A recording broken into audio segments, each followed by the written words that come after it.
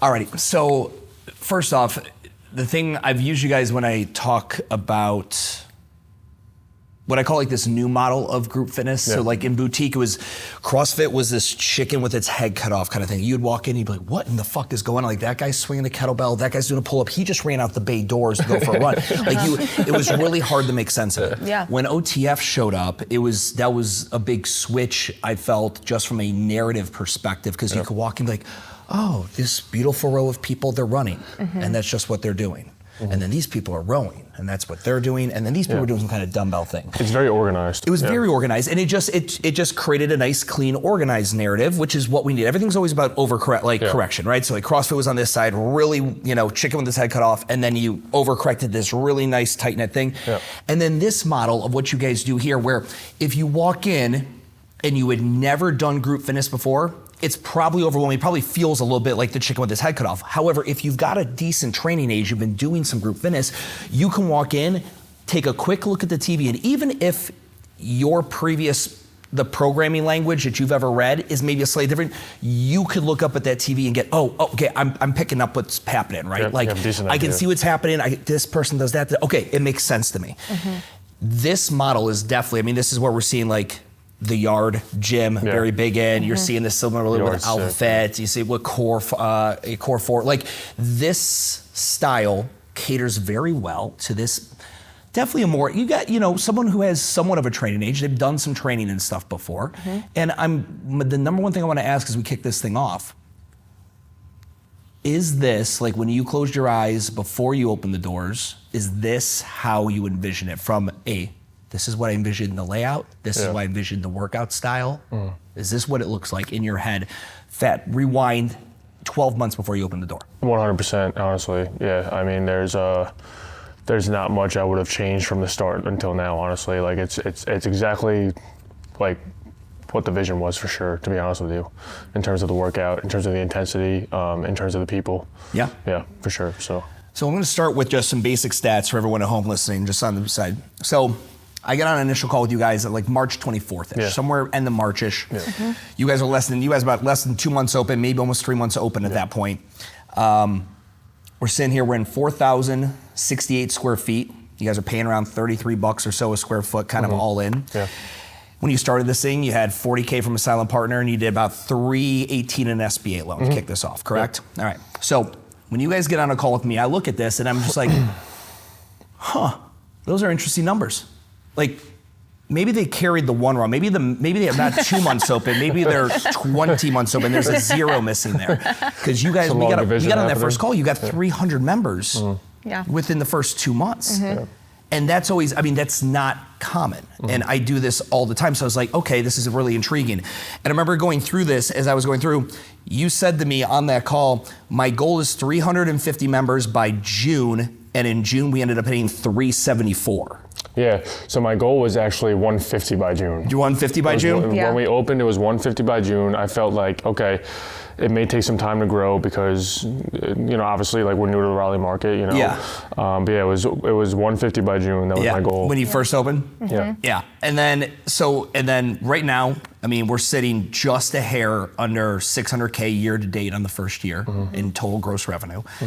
And you had your first, it was over $85,000 a month in September. And to be open less than a year, it is uncommon to have that kind of growth. This is stuff that we saw early days with OTFs when they would open up. Very early days, insane pre-sales, 300 members in a pre-sale.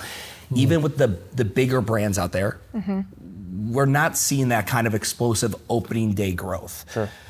We're going to get into all this other stuff, but I want a couple other numbers I just want to throw out for anyone listening to this from a business perspective. So you guys, about 582,000, 100,000 year to date in gross revenue.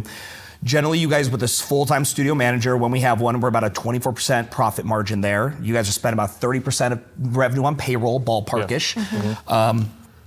How many total members are we sitting at today? 518. 518. No, 520 after this morning. 520. 520 after we closed two today. There we go. Fuck yeah, there we go. And what is a class capacity? 48 people. 48 people in a class. How many classes are we running on average per day during the week? 8 classes per day. 8 classes per day. Yep. Okay. 8 classes per day. So everyone at home can kind of do the math. frame up what what I call like a UBF, your unique belief fitness. Explain the workout here. If you're describing it to someone, they bump into you at Starbucks, you've got literally less than 60 seconds to do your spiel. They see an Empire shirt. What does Empire Training Academy, what kind of workout is it? Sure, it's a group fitness facility where most people have some sort of group fitness experience when they come in. So your OTFs, F45s, ISI, it's kind of like that next level style of group training that a person may come to after like they plateau. I always thought when it comes to corporate group fitness, you might be rushed a lot in the workout where, let's say if you have like a few exercises on the screen, they're like, okay, get these done in like 5, 6, or 7 minutes. Here it's four 12-minute blocks. So you're actually working for 48 minutes. You're out at of a the 1 hour block class. long enough to actually get some reps in. So anyone's been to an F45 or been to a workout style where it's like, hey, you're going to do these two movements, movement A, movement B, for 3 minutes. You're like, fuck, I get 1.5 rounds in. There's not enough volume. Exactly. Yeah. So you really have the time in order to like progressively overload in the set. And like your rest time, which I think is very, very important for that. So yeah, I mean, it's honestly a group style training that's really meant for people that have some sort of experience for, I would say, like at least like a year or so, that are kind of looking for that next big thing to go to. So. And from the math for everyone, because unless you're watching this or you're looking at any of the B-roll that we're clipping over top, essentially we have 4 blocks, and there's 6 stations at each block in which you could have 2 people working out per station. Exactly. Okay, that's where we get our 48 from. I feel like that's one thing, like our programming, we really cater it to being able to work with a partner. So like you might have a progressive like a progression movement that we're working on, and then you have a accessory movement with it, and it's meant to like partners kind of switch back and forth between the two. And so 4,068, and I'm going to take out some square footage for the bathroom. You got some square footage for all this extra equipment storage back there. Let's just take it down to an even 4,000 square feet if we were to do that. And at any given time, let's say we have a sold out class, like you have many of them, 48 people on here, plus a coach on the floor, plus another staff member too. Let's just divide it by 50 people. So again, every person is actively occupying around 80 square feet. Now, in my world that I live in operational capacity and having to squeeze the most out of the square footage, it's phenomenal. So if you look at like spin studios, yoga studios, one person takes about 35 to 45 square feet. Boot camp, single modality bells, balls, no barbells, you get about 60 to 75 square feet. You guys are right there with that model, and you have a barbell, right? So it's CrossFit blows out the water and fucks it up. It's about 125 square feet per person. When you sit here and you look at the way this broke out, I was talking to you, it was like, so your equipment profile is essentially you need a squat rack, a barbell, a rower, a runner, a ski erg, an echo bike, dumbbell, kettlebell. And that would be sleds. the sleds. You got plyo boxes, but that's essentially the bulk. That's the bulk of it. Absolutely. We really like just all of it, the variety that we're able to do in this space. All right. So I like it. All right. So just I like to start with the numbers and the basic idea behind the workout. Now let's just kick into it. Give me the rundown, the real quick 90-second version. Your role in the fitness industry, I know, and tell me if I'm wrong here. Baseball, football. Okay. That was your sport. You tried doing business school and you got like a D- in accounting, and you were like, well, fuck, maybe I'm not too good at that. So you tried. You went to phys ed and you went the exercise route. Okay. From New York. Down here to Raleigh. And that's when you started integrating within the fitness scene here. You became, what was it? You were at the GM of the Orange Theory in, what was that one? North Hills Midtown. The Raleigh Midtown. Head coach there. And that was kind of your version of business school. Like that was like learning the ropes of like running a boutique. How long did you work at that OTF? I was at the Orange Theory in Midtown for right around 3.5 years maybe. So like right when I moved down, I literally coached I want to say 18 hours after I moved down here, opened up the next morning. And I was there until January or March, I think, of 2023. So yeah, right around 3 years. And then I had my own online coaching business for a while. It did really, really well. I had no idea what the hell I was doing, and as far as owning a business goes, but it didn't really like fulfill me. I didn't really like to work from home. I didn't really feel like that personal connection with people. And yeah, I mean, I always had a dream to open up my own spot. So I didn't, Riley and Keith said this in their podcast, and I feel the exact same way. When I went for a loan, I didn't know that you have to actually have money in order to get money from a bank. So that was a rude wake-up call. I mean, I had a spot lined up about a year before I actually opened up. Thank God it didn't wind up working out because it was only like 2,500 square feet. And I thought it was big enough. I was like, yeah, this is perfect. And now I'm like, holy shit, like if I was in there, this would have been an absolute disaster. Yeah. So yeah, that's kind of, where I started. So you're referring to Riley and Keith at a Core 4 in Charleston, great model. And I know you got to go down there and kind of see them and see how they do their thing. And real quick, rewind, walk me out. When did you guys meet? Then when did you get married and this whole thing? Yeah. So I met Erin. She walked into my Orange Theory class in March, maybe? March of 22. March of 22, we met. Hit it off immediately. Yep, she hit the DMs. You slid into his? From an HR perspective, he's probably not allowed to do that. No. I followed him immediately after my first class with him, went and liked the picture, unliked a picture, that sort of thing. I'm coaching, I'm like, oh, okay. Yeah. We started dating very shortly after that, moved in together 3 months after dating. Got engaged 10 months after dating. And then got married in June of 2024. And we were joking before, I don't even know if we would hit record, and we were talking about on paper, technically, you're not legally an owner of the LLC. But it's so important to have a partner. It could be a business partner, it could be your life partner, it's a lonely battle. To do this thing, it's so important to have somebody. 1,000%. And that's when I was a solo, I had mentors. I had people you need somebody to be able to commisserate with and talk with and bounce things off of each other. We were definitely tested for a while. It ain't over yet. It's not ain't over yet. I will say, I think coming from corporate 9 to 5, or I was never done at 5. I was working before 9, but I had no idea how involved I actually was gonna be in the day to day, and I left my corporate job back in March.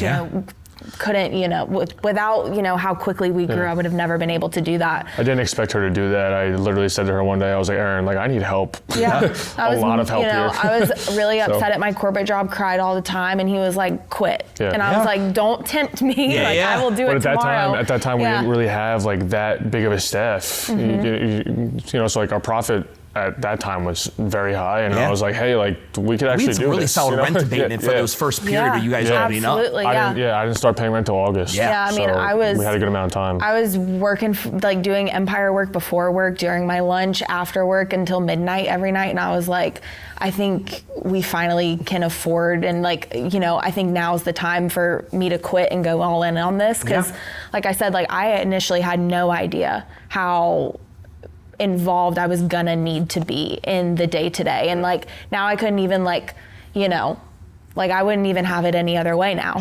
You'd never go back to that life. Absolutely. And it's different too, especially if it's a skill set to be able to work with anybody, whether they're the person you live with, you're married to, or it's just your employee, right?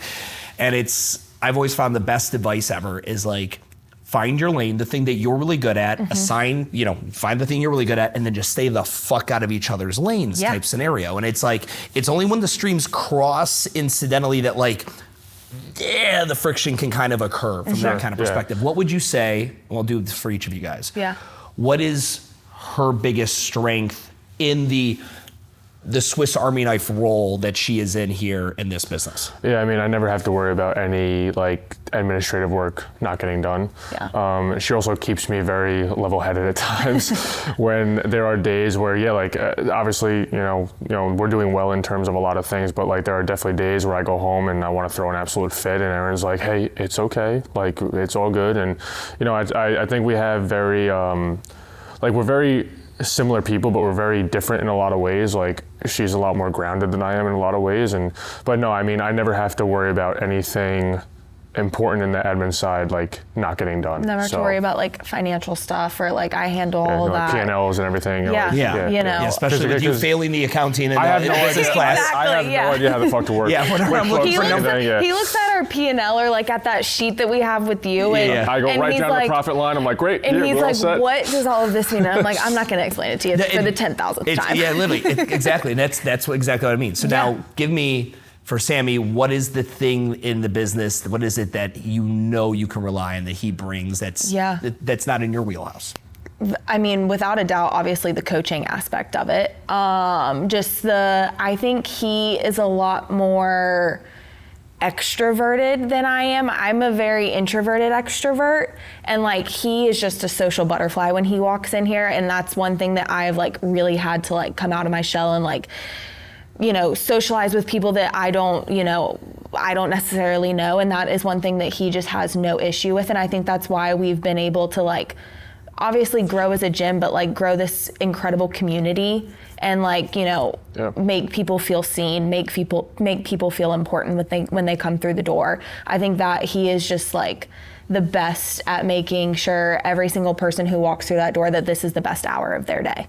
And, you know, kind of corralling the coaches, programming, like he's the mastermind when it comes to programming, I think. And I had to coach one day because he was sick and I was like, I am never doing that ever again. Yeah, we were like 4 months in and I woke up with a fever. I was like, Erin, it's your time to shine. He was like, this is what you quit your job for. And I'm like, this is not what I quit my job for. Go watch 8 Mile, get hyped up. He goes, run me through a demo real quick. And I was like, absolutely not. I can't do it. So I want to talk about, you know, the highlight reel, the headline people you're going to read are like 500 members in under a year, right? Like, what did you do? Like, what is the key? Because again, most gyms, if there's a conflict point or a struggle point, it's generally, I can't seem to get enough bodies in the door in relationship to the amount of churn that I'm experiencing.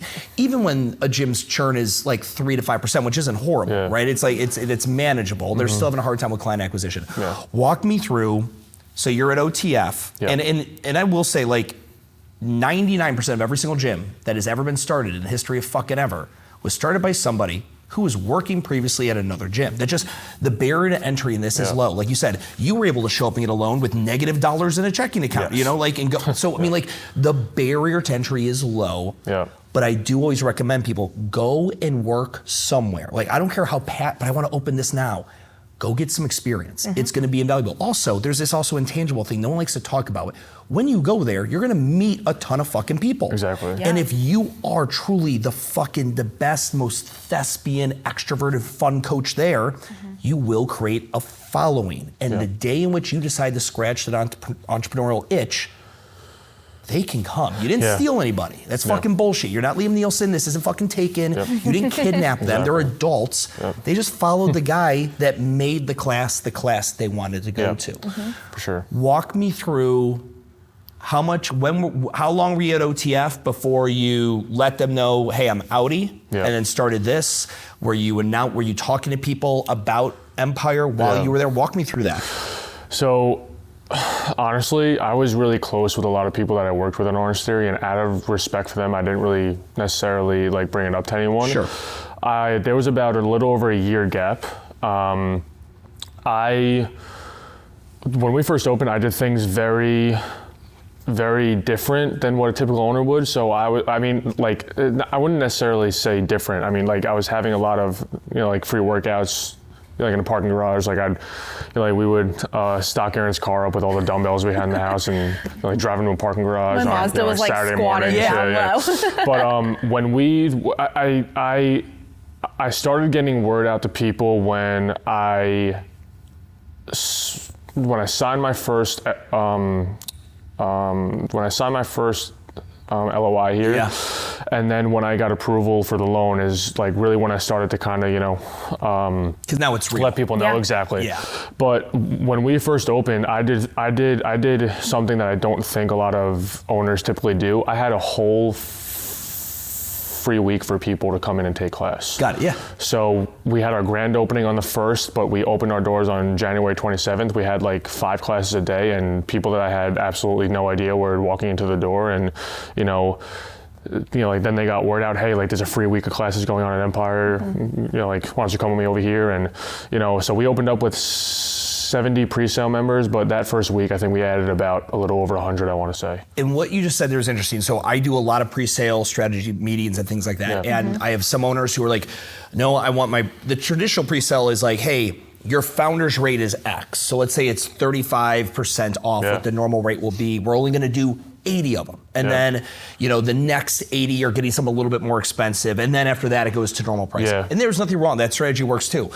I've seen a lot of my clients opt to go for, listen, I'm okay with not having the cash flow immediately up front. I want this place packed out, because when you walk in, the energy is likely what's going to sell. And if you have a 48-person class and you were to charge up front and said, no, you founders have to buy $100 and blah, blah, blah dollar membership. And let's say the pre-sale you didn't have as many, and people come in and it's like, oh, there's 15 people in here.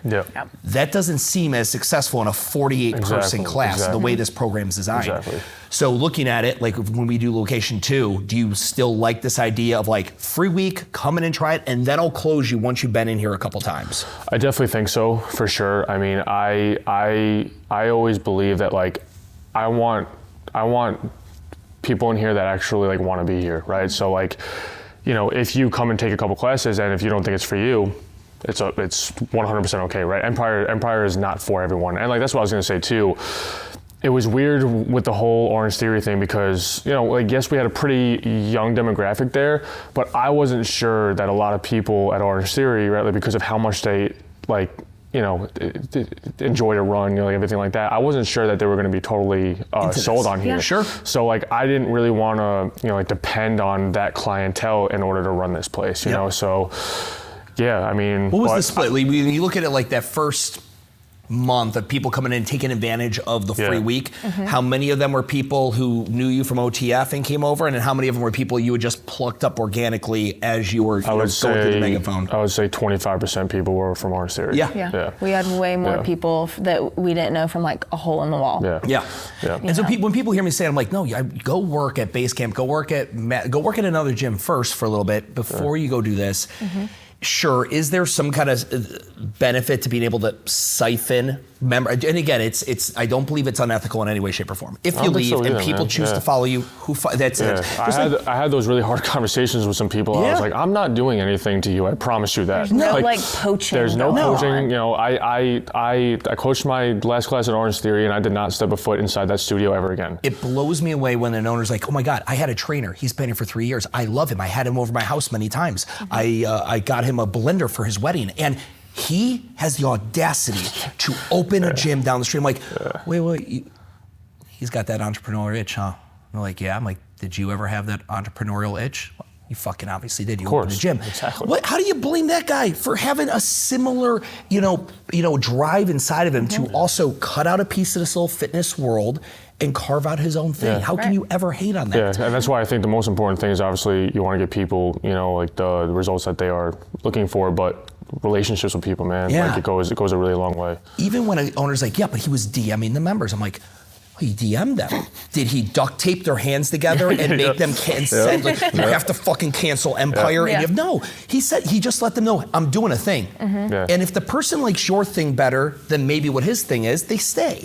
Maybe they buy a punch card to be polite and drop in every now and then. But it's something that will always happen forever and ever. You will have a coach within the first 60 months of this location being open that will leave and they will go and open something up. It's just guaranteed. And I've even been honest with people too, I had a bunch of people come from Orange Theory and they were like, hey, I really enjoy the running aspect. I'm like, hey, Orange Theory is for you then. Here you're not going to be on a treadmill for 23 minutes. Here you're going to be on a treadmill for maybe 6 out of the entire class. So all right, so OTF here, pre-sale. What were your methods of pre-sale? Did you hire a digital marketing firm? Did you go out and just organically just yell at people, tell people, what was, because you hadn't been in Raleigh for that long of a time at that point. It's not like your ecosystem was enormous down there. A lot of my online clients were in Raleigh. Okay. And when I got word out that I was opening something, a lot of them were like, hey, like, we're obviously, we're going to come with you. Well, because he was getting a lot of feedback too from online clients. Like, I love working with you. I love the programming, but I miss the group aspect. And he's like, just hold on. Just hold on. I'm cooking something up. So I had, at one point I had like 70 online clients, and about, I would say like 90% of them were in Raleigh. Okay. So out of my 70 pre-sale, I would say a solid like 45 to 50 were already working with me. Customers of yours, Yep. And then honestly, like, I give a lot of credit to the other people that were just like, hey, like, I don't have a product yet, but, like, I'll give you your money back if you don't like it, So it was honestly just people, taking a chance on me. So yeah. How'd you land on, we obviously weren't working together when you did this first location on the real estate stuff, but how'd you land on this shopping plaza? We talked about, again, with your class size, and for anyone listening, if you have a 48-person capacity class and you have aspirations to sell it out, that means at a moment in time for about 15 minutes, you're gonna need 2x that in parking lot volume. It's a lot of fucking volume. So you are kind of relegated to places like shopping plazas with large parking and landlords who aren't concerned about that. Right. How did you land on this location? I toured about 37 locations before I got a yes. So this is the only place that actually told me that they would have me. I want you to say that one more thing, because this is something I try to explain to people all the time. So you toured 37 locations, and 37 of them didn't want you. 36. 36, okay, and 37 did. For anyone listening, why did, when that happened, were they very upfront as to why? So this place that we're in now, this shopping center has been here for over 30, 40, 50 years, I want to say, and it's owned by an independent family, and they wanted another like independent entrepreneur in this space instead of like a corporate. For the most part, I would say like 90% of the businesses in this plaza are all small businesses, like family owned. So and like at that time when I saw the rent number, I was like, oh, that's a lot of fucking money in rent. And I mean, and obviously anytime you're paying, because the rent here is what, $11,000. $11,000. $11,000. Okay. Yep. So when I saw that, I was like, oh boy. But at the time I had a really good broker, who became a friend, and he said to me, he's like, hey, they're not really giving out a lot of build out money. TIA. But I could really push for like some good abatement here. So we got, I think, 6 or 7 months of abatement, and that made me feel a lot more comfortable going with the deal. And honestly, like at that point, I was still like, damn, like 11,000 is a lot, but I needed, I think, like 80 to 90 members, like to cover that rent. And I eventually knew that I'd be able to get there, but that's kind of the story. This is the only place that gave me a shot. So. And it's hard because, especially post-COVID, a lot of landlords are looking at fitness use and other uses too. It's not just fitness, but if it's a startup, which is what you were, they're really skeptical of it. Like so many gyms and again, these kind of like in-person real life services, whether it's salon or spa, whatever it may be, went out of business during COVID, and it scared a lot of people. They're like, can I get a credit tenant here? Can I get someone, a franchise operator from a national franchise who has multiple locations? Or can I get someone who's gonna give me a corporate guarantee? So it is really hard. I'll tell people if they're a startup, I'm like, I'll be honest, you are the ugliest girl at the dance. You just are. When I did the math on the personal guarantee, I think I stared at my calculator after like the full number for probably an hour, and I was like, am I really going to do this? And it's funny now, because now, based on what we're looking at now, we're talking about the rent numbers we're looking at now. It's significantly more than you're paying here, but with success, and it just, again, it changes your perspective on numbers. $11,000 a month does not seem like a lot of money. You would kill to be able to find another location at $11,000 per month. Yeah, exactly. I'll sign at least tomorrow. All right. So I want to talk about what would you guys, so going, like, and I really want anyone listening to this who is wanting to open something up to take me to this. What would your suggestion be if there's someone currently who wants to open up a concept gym? Okay, whatever it is. What's your advice to them? Like, and if, let's say they're just getting started, maybe, and they've got a fitness background, maybe they're training somewhere, whatever. What is your recommendation to them as far as to get to the point where they would be ready to then hit the streets, go look for a lease, put their plan together? I think you have to look in your market and see what's there and what you can do that's drastically differently from other people. Like, what would make you unique? Exactly. So like for me, it's like here, there's not really a group fitness concept outside myself and obviously CrossFit, right, that uses a barbell in a group fitness setting. There's not like, all of the group fitness here is really only corporate owned. So I'm like, okay, what if I were to do something that's not necessarily only focused on like the heart rate monitors and and like really fast paced, and so I think it's like what can you bring to your market that's not like necessarily there and attract. I mean, like we also have a quote unquote like ideal customer, I would say. Yeah. It's like, who do you want to work with and serve that you're gonna like enjoy, of course. But yeah, I just think it's like, what are you passionate about, and what can you do in your market that's different from other places? Yeah, honestly. And I think CrossFit did such a good job of introducing the barbell to people. Yep. However, it's like a good drug dealer, the first time you smoke weed just doesn't get you completely out of your mind high. They just kind of get you just a little.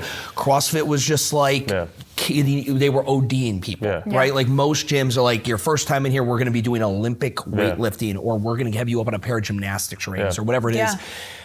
And when most people just want, it's empowering just to grab a barbell for the first time. How many people, like there's so many people that left the open gym models to go in the boutique, CrossFit specifically in the early days, they had never actually done any real training with a barbell before. And now like in here, you guys have the barbell and you stick with the movement patterns and things that are, they're definitely not novice, but they're not overly complicated, right? They're pretty basic. Yeah, they're complex, but they're pretty simple. They're A to B type movements. And you don't need a lot of them for someone to A, get strong, or B, to even just feel the empowerment of having a barbell in their hands. And honestly, to go back on your previous question, I think one thing that's super important is I was a sponge to a lot of people. Like you talk about Core 4, like my buddy Evan up north, with OG. OG Academy. Like I was a sponge, and I was like, what are they doing to be so like successful, right? And I was not afraid to ask questions. I have approached a lot of other people about a lot of like advice and everything, and there were a lot of people that were actually like really closed off to kind of just like that conversation. Does that blow you away when you experience it? I think it's extremely unfortunate for that. I mean, I'm always always welcome to those conversations, but I honestly really like to try to be a sponge in that aspect. Like, okay, what exactly do I have to do in order to build this thing? So I think when it comes to wanting to open up your own spot, it's like, don't be afraid to like be humbled at times, because there was a day where I thought I had it, like, well, figure it out, but I did not at first. So yeah, like being a sponge in that aspect too, I think is really important. And yeah, like don't be afraid like to ask questions, ask advice from like people that have done it before. So I've got a banner hangs up in my office that just says, "You'll think of something." Right? Because like I truly believe nobody has the answer to all these fucking, like, why is this happening in my business? Why are these people canceling? Why is this thing? It's not about having the answers. It's about being able just to, in my head, it's like identify the problem. Yep, that's a problem. Yeah. And then be able to come up with a solution. Yeah. That's all it is. Like if you just had the answers to everything, I'm not gonna lie, it would be kind of boring. It's like, do you ever play video games and have like cheat codes? Remember when I was a kid playing video games, if I had cheat codes or something? It's like after a while the game gets fucking boring. It's no longer, I don't want it. There's no cheat code. Even if there was, I'm not sure if I'd want it, because I like the problem solving of it. There were a lot of days I would come home and Erin would be like, hey, can we not talk about anything with Empire today? And I'm like, but like it's the only thing I can talk about. I was just so overly fixated on like the idea that I had, and I would always run things by Erin, and like at some point Erin was like, can we please just how does that look? So how does that look today? And I don't think there's a right or wrong answer. I've got couples that own the businesses together and they run the businesses together, and when they go home, it's an extended meeting. The only thing that ever changes is typically when they finally have a kid or something. Now this other thing takes up the conversation. But for you guys, like, what does that look like when you're here? Do you feel like, and I hate the idea of work-life balance, I don't believe in it, but like, do you feel like you're segmenting and can separate things? Yeah, I mean, I will say this, and then obviously, like I'll let Erin say her piece. I really enjoy talking about Empire. Like for me, like it's not work, right? Like I really enjoy just always having ideas about it, always just, I mean, yeah, like I talk about it all the time, but yeah, like there are definitely some nights where even I'm like, okay, we're not going to talk about it tonight, but. I think to that point though, as we have gone on this year and I have started to have, I realized how active of a role I was gonna have in this business. I think my mindset changed of like, this is all we freaking talk about. This is all we talk about to like, I think it's a privilege to be able to talk about it. Like we've done so much and like, how can we continue to make it better? Like, sure, there are still times where I'm like, all right, like had enough. Yeah. But I think I'm way more open to, all right, like what can we do to be I'm way more open to having continued conversations about it than I used to. I think there's a difference between like constantly having your laptop open. Yes. Rather than, like just a conversation like when you're in bed or at the dinner table. Like so. I way more enjoy like us just having like open dialogue and like talking about the business and what can we do or like what went wrong, how can we fix it, or how do we continue to grow from here than like us just sitting there at the dinner table or laying in bed just like typing away on the computer in silence, and working. And I've heard people that make criticisms of like, oh, well, it's like the husband, wife, whatever combination, they just talk business all the time at home. It's like, I mean, they could talk about a show, they could talk about the weather or politics or like, we talk about but it doesn't really fucking, it doesn't really fucking matter. It's like, this is the thing that is entertaining and all this.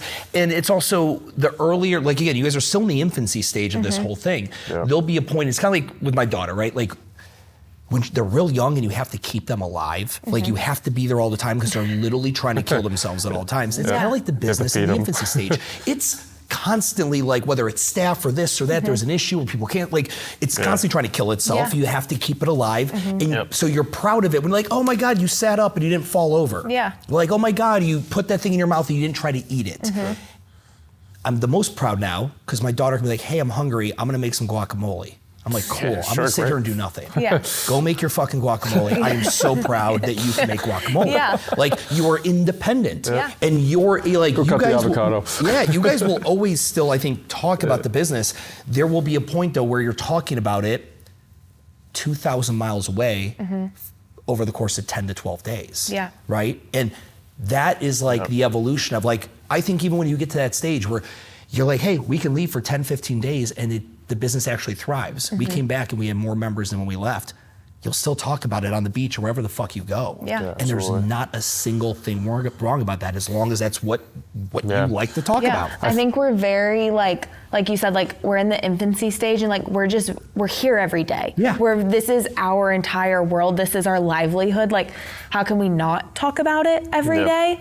And I think like when we go out and hang out with friends or whatever we do, I think it's helpful that our best friends are members here and we have another set of friends who own a business and they're very much in the same phase of life that we are. We try not to talk about a lot out like with friends and stuff like that. But like, it naturally gets brought up, but like everyone's a member here and they're like, oh, let's, get the tea about this or, whatever it is. But, it's we do a good job of like leaving, business not when we're out with friends and stuff like that, And I agree. And I think it's going to be, I think the coolest thing is like right now is we're doing very well financially. If you guys were kind of checking out some more in this, where you weren't still treating the baby like it was trying to kill itself, I would be concerned. I would say, no. I want you in here more. Like we've literally been doing this for 12 seconds. Like you guys have been in business for 12 seconds. We're doing really well. We've got a fucking great starting pace. But the hardest part of the business, and I tell people, is it's the staff, it's the HR side of this. And we've, every business has ebbs and flows. You guys are learning that as you go through, trying to find the right full focus, full-time person to be in that driver's seat with you. You're gonna go through a bunch of people. It's not gonna happen right off the bat. And it's the hardest lesson, and it's the thing that only gets harder. Everything else gets easier with the business, in my opinion. How to market, who to market to, what kind of locations do we lease, all that gets easier. The thing that only gets harder, in my opinion, is the HR side. 100%. Because the longer someone stays with you, the more they kind of need in a lifestyle perspective. In the fitness industry, it's not known for creating survivable long-term careers for somebody that they can buy a home on, and they can buy an engagement ring on, and they put their kid through school on. Yeah, and that's what I was really worried about at first, because I said to myself, I was like, obviously after like my first couple years of college, I was like, I don't know like what the hell I want to do outside of like sports and fitness, so like when I was going through the options of like where I was going to work, like I found Orange Theory obviously, but yeah, like there were a lot of times where I was like, I don't know if I'm going to be able to like, like properly live off this, right? Sure. So it was a huge risk. It's crazy. I distinctively remember a conversation when we first started dating, being, because my parents are like, oh, what does he do for a living? Your parents are always like, I'm the only child as well. My parents are like, what does he do for a living? How are y'all gonna be able to like take care of each other as a family or whatever? And I remembered I had it's so clear in my mind. He was like, I make this amount of money. I'm gonna be sure that no matter what, like you are always gonna be taken care of, or like, we'll always be okay. And I think to that point, but like it's still a risk. It's not necessarily like a long-time viable career path. Yeah. Unless, you do something like this or whatever it might be. You open up multiple locations. We've talked about like ascension models for corporately owned stores where we find someone, and if we want a golden handcuff, we can give them ownership in another location and grow like that. Like there's options, but it's very difficult on the HR side. That's why like when I go to these conferences, everybody wants to swing the dick and be like, I did $1 million in revenue. I'm like, dude, the only question I ask, how long has your longest tenured employee been with you, and how much do they make? Yeah. It's the only thing I ever ask. I don't care how many members you have. I don't care how much revenue. Those are just vanity. Those are like the what do you bench metrics. Tell me about your longest tenured employee and how much they make, and I have a really good idea what's happening on the back end. Absolutely. For sure. I think it's really important to create a culture, for the staff that they want to be here and everything. So HR being the hardest, and I think it comes with leadership. And again, becoming a leadership comes in different phases, and you kind of learn it in different chunks and in different ways. What has been the hardest part for you guys on the HR side? In like, okay, we're just like, you're in this and you're like, we're doing well, but it's still figuring out who it is. Like we're still developing our brand as we go. And we're trying to figure out who fits that brand from an employee standpoint. What's been the hardest part? The hardest part for me as a leader is I still battle with it sometimes, but it's gotten a lot better. I care way too much about what people think about me. So there have been times where I've made, like decisions based off of how the other person may react. Vote exactly. Instead of, like the right decision. And I think that's the hardest part for me, is that, I want to have such good, like bonds with everyone, right? But like, there's going to be a lot of times as, like the owner of the business where you're not going to make some people happy, right? And I think that's been the hardest part for me, is just like having like those tough conversations. But in terms of like our staff, I mean, I want to find, people that love Empire, so much that like they want to, like be able to give back to people as well, and like be a part of the team. So, it's still an ongoing process, but I think just establishing, like the mindset that like, okay, you don't have to be necessarily liked by everyone, like you're gonna have to make a lot of tough choices eventually. So that's been the hardest part for me, for sure. Yeah. We had a conversation a couple Saturdays ago. I was with my daughter doing duck pin bowling at Pins Mechanical. Nice. And she does like with lacrosse camps and all that, she comes back and she's like, I got a new skill today. So like she got a new skill. Like that's how she phrases it. And so I come back after we talked, and obviously you were going through some HR stuff with staff, and came back and she goes, how is everything with your client, Daddy? Because I was like, Daddy's got to talk to the client real quick. I'm like, thank you for doing that, by the way. 100%. But I'm like, my answer to him, and she got it instantly, but I think it resonates for the purpose of the conversation. I'm like, my boy just picked up a new skill. Because having to either terminate somebody or demote somebody or say no, especially when you have that kind of internal desire to please people, that is a skill to acquire. And it doesn't mean you're able to whip it out every time. It's still going to be a challenge for you to continuously do it. But after doing it once, it will get easier 100%. To make that decision. And I tell people, we hire fast, we also fire fast, because you think of like, you've coached 11,000 classes, okay? How many people have you hired? It's less than 20. How many people have you fired? It's less than 5. And I can say that if I go out 5 years now, I'll say you coached a billion classes, you've hired less than 50. Yeah. You fired less than 10. Yeah. Like firing will be the thing you have done the least amount in your entire career. And I want to flip that on people. I want them to get more comfortable with firing someone because you are not giving them cancer. You are not killing them. Yeah. You are not ruining their life. You're simply saying, this is not a great role for you. And you either place them in a different role, you put them back into the membership if they came from within membership. But as long as good communication's been there, we shouldn't have any bad scenarios or anything like that. Yeah. Yeah. But firing just becomes like, it's the equivalent of like, I always tell people, no is a complete sentence. Yeah. You don't have to justify shit to people. Hey, can you do that? No.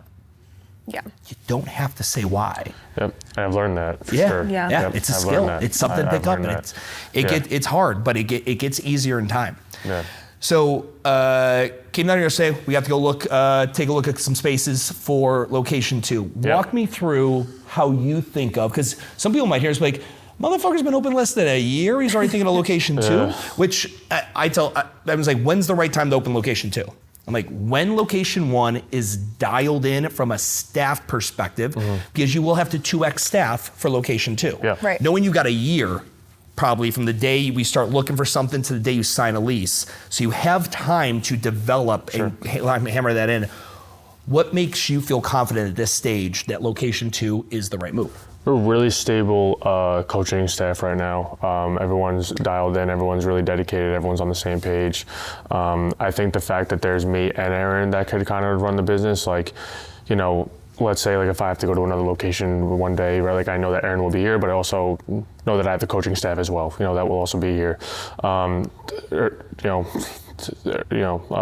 Early morning wait lists, evening wait lists are absolutely packed, and you know we got to get people in class, and you know I know that a lot of people come from, you know, downtown Raleigh, you know, all over. Honestly, like, you know, We have people coming from Durham multiple times a week. Andrew, you know, like honestly, all over the triangle. So, you know, I feel like now's the time, you know, because I feel like we're not necessarily like outgrowing the space at all, but it is like starting to get a little cramped in terms of, you know, like the memberships and, you know, people wanting to get into class, you know, that are on the wait list. So yeah. And you know, I tell people, like, for everyone, for reference point, you guys have a 48-person class cap, and we have wait lists for those, extensive wait lists for consistent and like classes. like a maxed out wait list of 20 people. Correct. Yeah. And so it's, and this isn't At 4:50 in the morning. Correct. At 4:50 in the morning, we had to open an extra class, and it's not this has happened once. This is weeks of this, and it's like, okay, we have created something that there is a demand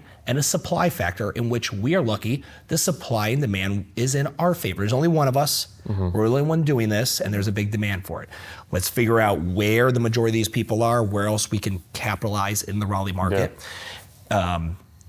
It's interesting when I'm talking with someone about opening up location 2, if they've had a lightning quick Usain Bolt style first launch of location 1 like you guys have, I was asking, like, how are you going to handle the growth of location 2 if it doesn't hit the superhuman pace that location 1 did? Because the odds are it won't. Yeah. Right.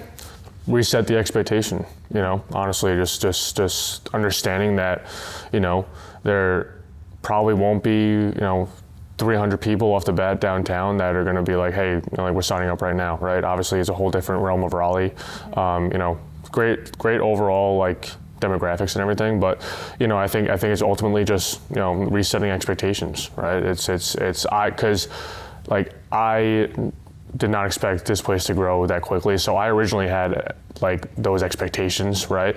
I think like setting lower goals, right, to start off, and you know, obviously, you know, like if you get there, great. So and understanding too that like we were saying, like we have a lot of members who come here from all over, and like understanding that, like, okay, if we open a downtown location for somebody in Anger or Garner or somebody living downtown, that's going to be way closer in proximity. And I think the hope too is like they'll kind of be able to balance, like that one can kind of balance this one out a little bit. So help bleed this one a little and create some openings and classes and things like that. For like someone coming from Wake Forest, that can never get into the 4:50 a.m. class here. Now, someone coming from Garner will go to downtown and give that person a spot here. 100%. Yeah. And we talked about that like last night. I was taking the different glasses on the table. Like we want to open up close enough to where that we have a little trade area overlap. We don't want to be light years apart from each other,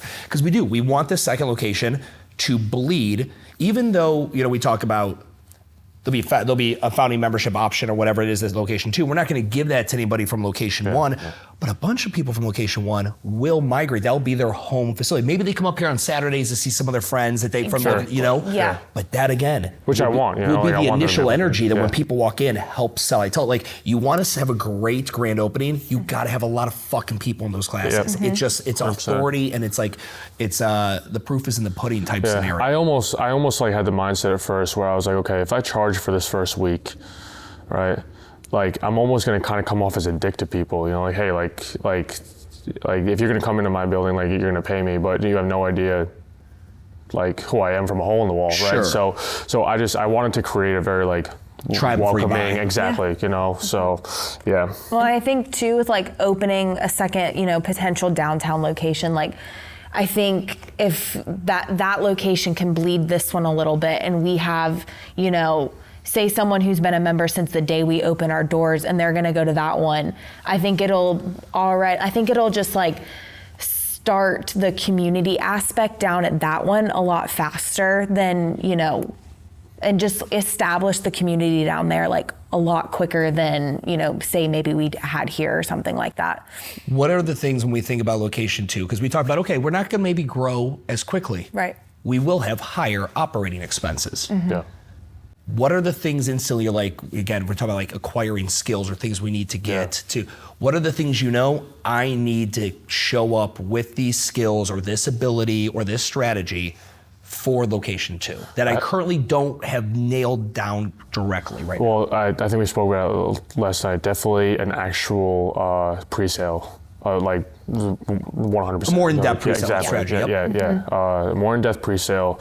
I think definitely what we haven't really done out here that much, like we haven't really done a lot of community events. Like B2B stuff, like off-site stuff. Yeah. I think downtown that's definitely going to be, 100% high walkability, which means high visibility. Exactly. So yeah, I think being able to get out into the community more and understand that like there may be some days where like I'll probably have to go from business to business, restaurant to restaurant, and say, hey, we're opening up this place over here,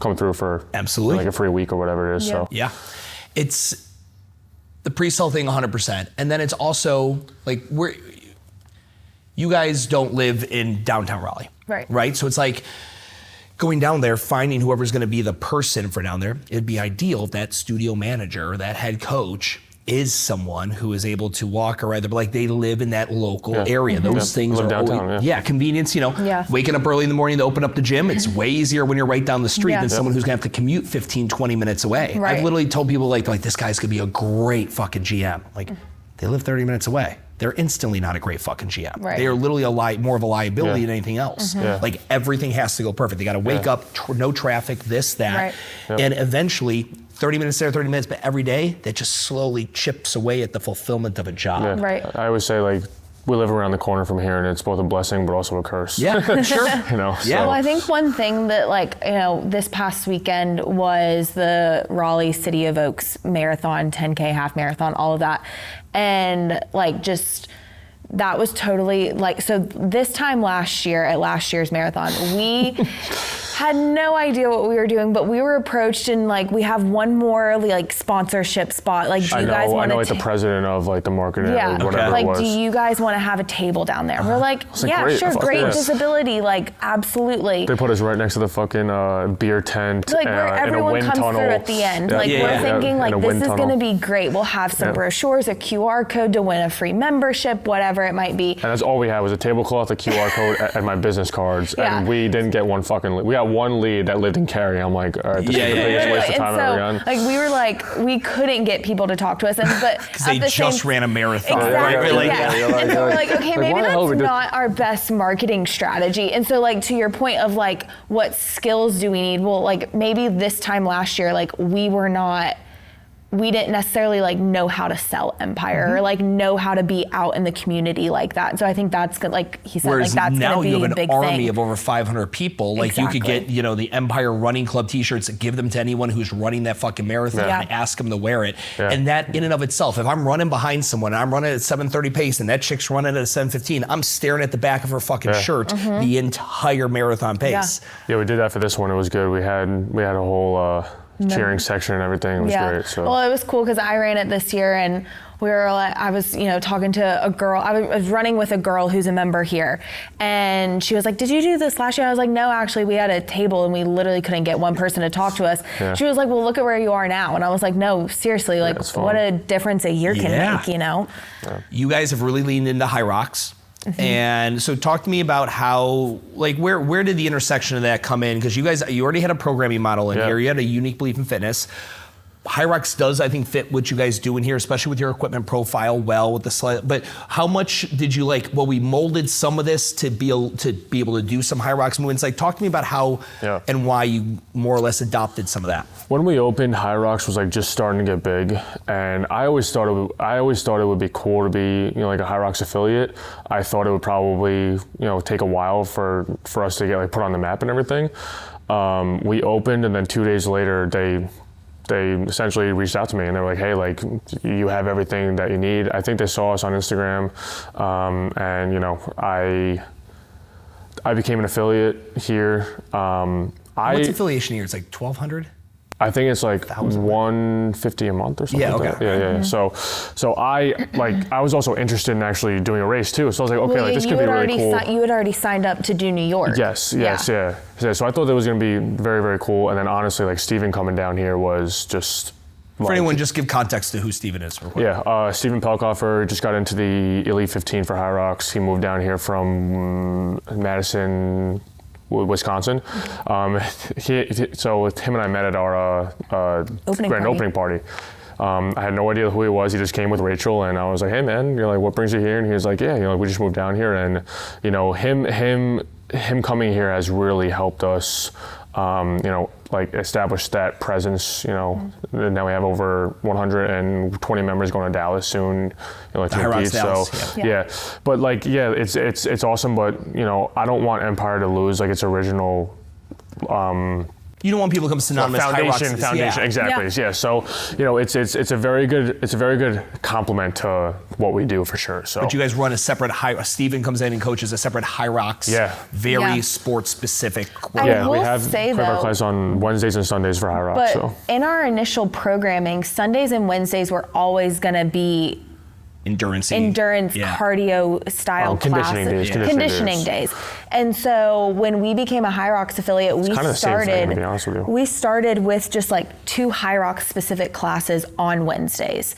And then Steven, the demand for High Rocks started to grow and grow and grow. And we're like, okay, maybe we just, turn it up a notch, and all day Sunday and all day Wednesday are High Rocks. Yeah, we did our 5 and 6:15 on Wednesdays as High Rocks. Those people had 48 people. The other classes had 15 or 16. I was like, okay, people actually really liking this High Rock stuff. Yeah. So, but it's kind of the same idea. I mean, the conditioning classes I had were very similar to what we do for those classes. So. And then when Steven coaches, he turns it up a notch even more and makes it a little bit more intense. But people love it. Yeah. People absolutely love it. Is it true that with some of these races that are sold out so quickly, you can get a priority if you're a member at a High Rocks affiliate? Is that real? Yeah, so we get 3-day early pre-sale before the rest of the public for being an affiliate. Which is a huge deal in and of itself. Yeah. So one of the gyms I go to in Charlotte is also a High Rocks affiliate, and they were saying that's honestly a reason we've got a good amount of signups is just because they want better positioning to buy tickets to the races. I would say maybe 5 to 6% of our member base are people that come twice a week only for High Rocks, but they travel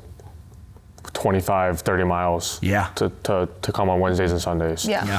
So a lot of those people specifically, they are our perfect 8 per month membership. They're coming on Sundays and they're coming on Wednesdays. And they're like, hey, that's all they need right now. So. Yeah. And that's why I've always loved an 8 times a month membership.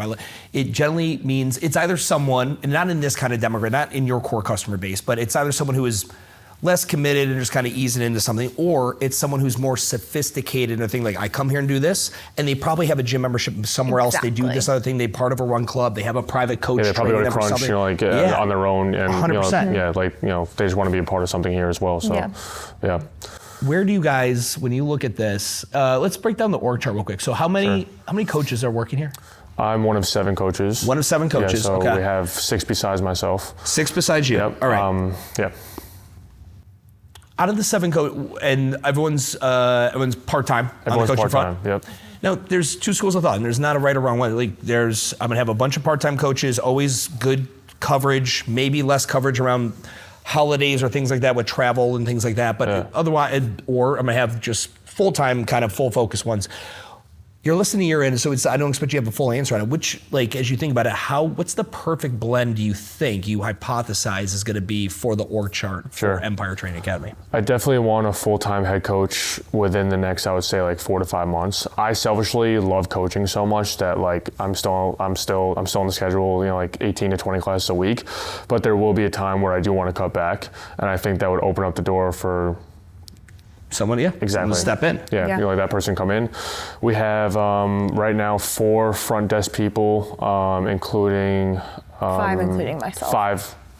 5 including Erin. And I mean, I think when it comes to staff, that's going to be something that we just continue to kind of figure out, like, what works and what doesn't. I mean, it definitely would be beneficial to have a full-time head coach here, during like holidays and stuff like that. I'll be 100% honest. I expected to coach every single class for the first year to year and a half. Like, I really, really did. I did not expect to have mentally staff. prepared for that. Exactly. Mm-hmm. So it's honestly like a luxury right now for us. I mean, I did for the first like 2 months, I want to say. Okay. But it's honestly like a very big luxury right now that we have like a very, very good staff that wants to be here. And but I mean, I think we definitely do want a studio manager. We definitely do want a head coach. I think eventually, once we expand to a second spot, I think having like an assistant studio manager, I think too, would be really solid.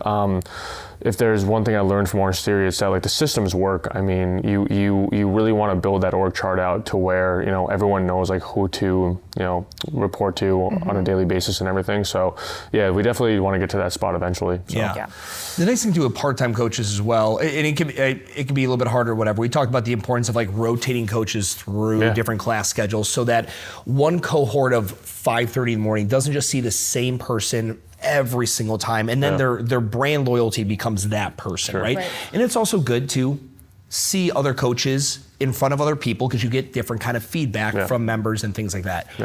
When we think about this second location, how much of that staff do you want to have here where you're like, they're fiending for more classes, but you can't give it to them because the schedule's packed out already, and then you could redirect them to a south location? How much do you want to hire fresh and new for that location? I definitely want to hire some fresh and new, but I think first starting out, I think it would be good to have coaches kind of go into both so the members can experience like a variety of people so they can understand like, okay, I understand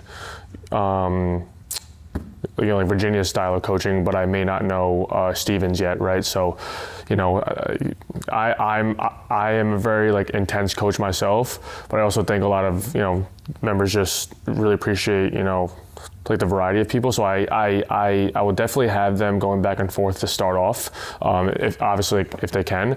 But I think I definitely want to hire a new staff over there for sure. So, talk to me about the Empire podcast. I've always been a fan of this for gyms as an internal marketing play, as a way to invite local business owners in and collab with people.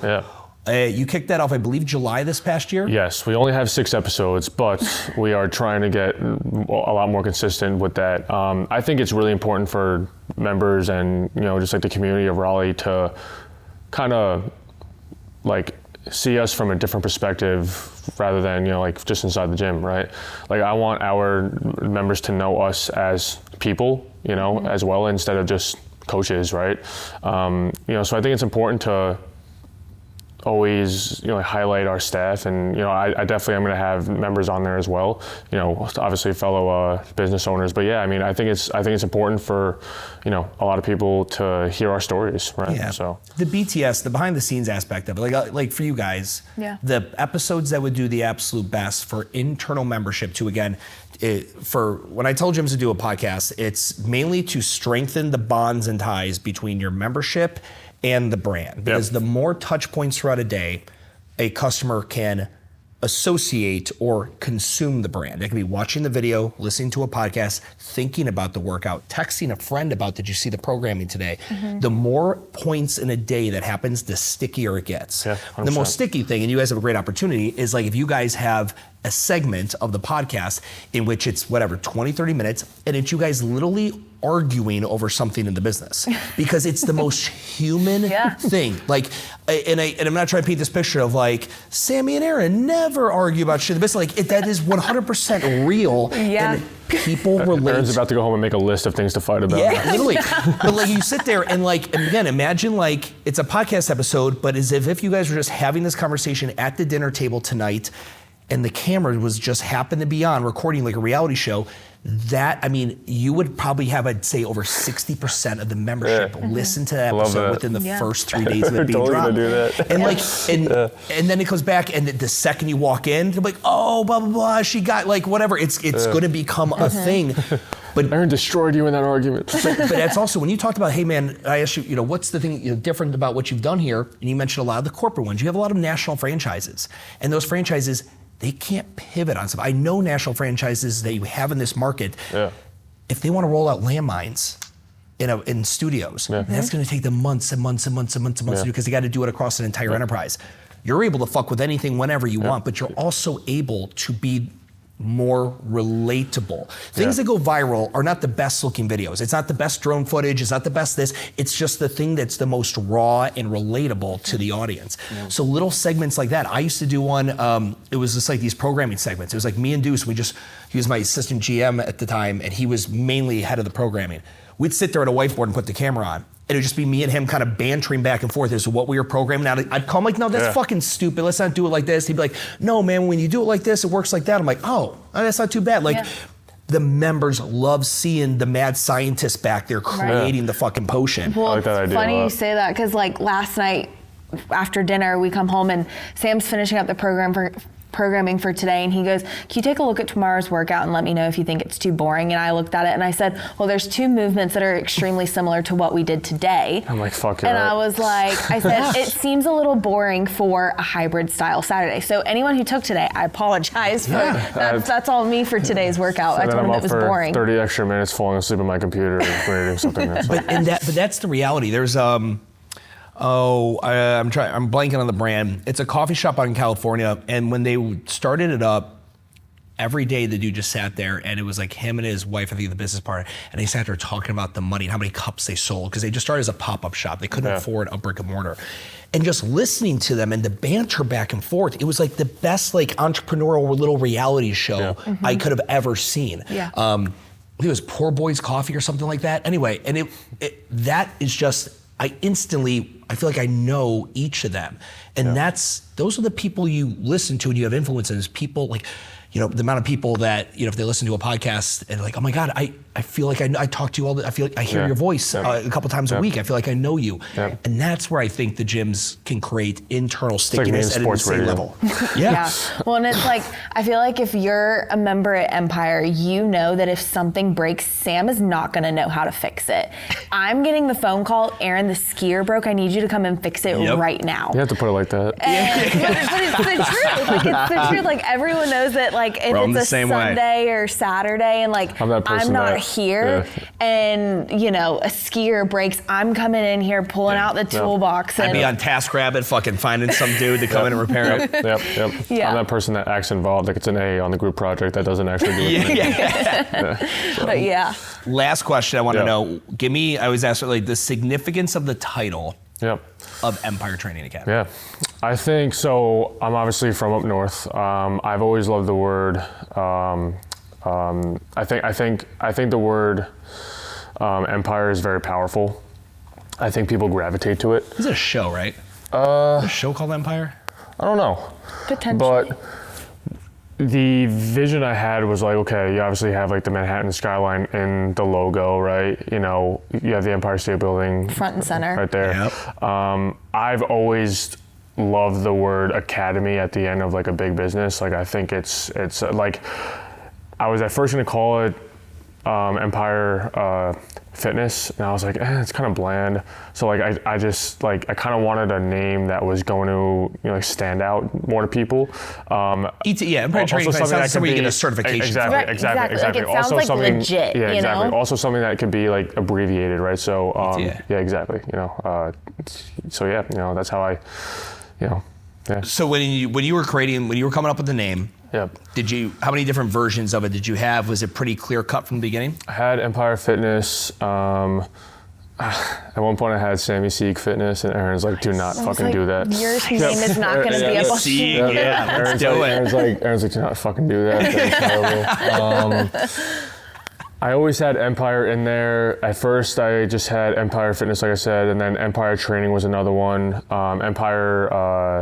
Empire Fitness Academy was another one. I was like, nah, like Empire Training Academy just flows better.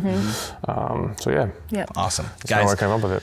I told you last night at dinner, I don't get a chance to like just actually in person muck it up with clients and all that, and this has just been awesome. It's been awesome. Thanks so much for coming. Very proud of you guys and all the work Thank you guys you. have done. Thank you. I'm excited for the second location for you, and thanks so What much. did you think of the for having me workout down. today? The last question for me. No, the workout was fucking great. 100%. Enjoy it? So I did, and I've this model of where if you came in with a low training age, you might feel a little lost, but it's like, that's fine. It's not necessarily like start at Orange Theory. But once you come in here and you have a high enough training age, I also think the fitness consumer these days has a bit of AD, like they want a lot of stuff in there. Like they want some variety. They want to feel like they got a little bit of everything in. And the fitness consumer that we're seeing now comes at a really high frequency. Yeah. Like the industry average for group fitness has always been 2.8, just a smidge under 3 times a week. And everything I'm seeing from clients I have that run a similar high modality strength and conditioning models like this, the attendance rates are incredibly high. It's high. Incredibly high. I would say our average member comes probably between 3 and 4 days a week. So we have some crazy people that come 5 or 6, but you know, they're a whole nother breed. 5's not crazy. 6 or 7 is a little crazy. 6 or 7's a little crazy, but you know. I think you guys do a great job. Music was phenomenal. Facility is clean as fuck. I've never used the Rogue Echo Rower. I like it. It's a great, Rogue overbuilds everything, which I like. I like the It's quality. very similar to a Concept 2. It's just like $200 cheaper. Well, and at that point, I was like, I and need it has something the folding mechanism. it literally folds right in half, which is why we went with that one space-wise. Like I said, you know. I think you guys have done a phenomenal job, and I'm excited to see the evolution, because 2.0, you guys will do things smarter, leaner, faster, all that, and it'll constantly become a slightly better version every time you do it. But phenomenal work, guys. Well, thanks for being a part of us. I appreciate it. Absolutely, guys. Thank you.